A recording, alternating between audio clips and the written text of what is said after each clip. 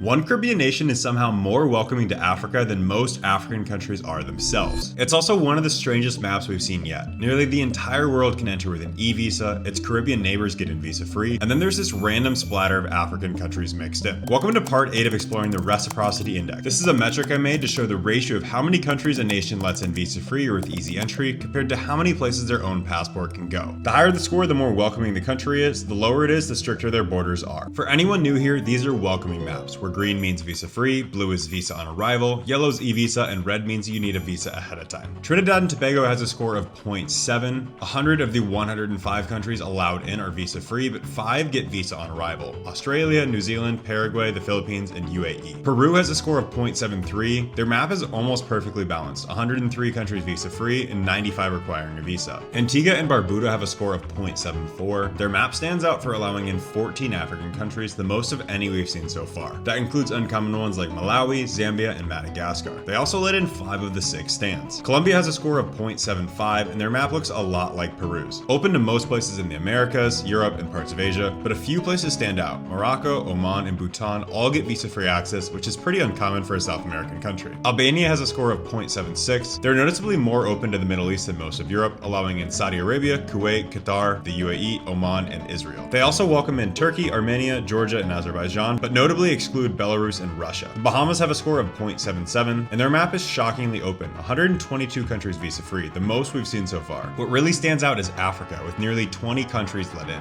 including uncommon ones like Mali, Gambia, Malawi, Sao Tome, and Sierra Leone. Panama has a score of 0.78. Their map's fairly standard for Latin America, but shows slow expansion into new regions. St. Kitts and Nevis has a score of 0.79, and we spoke about them in the intro. So why Africa? Well, it basically breaks down to a mashup of Commonwealth ties, tourism and business overlap, and a little bit of copy-paste from nearby islands. Dominica, Antigua, and Grenada all have almost identical African access lists. St. Kitts just follows the same pattern, especially with major economies like Nigeria, Kenya, Egypt, and South Africa. Bahrain has a score of 0.8, and their map looks a lot like St. Kitts and Nevis, but instead of ETAs, Bahrain goes heavy on visa on arrival. The only countries with full visa-free access are their Gulf neighbors, Kuwait, Oman, Qatar, Saudi Arabia, and the UAE. Montenegro has a score of 0.81. Their map is almost identical to most of Europe, just slightly more open, allowing 6 additional countries visa-free compared to the standard European list. Next episode, I will be covering these countries, so make sure you follow so you don't miss out.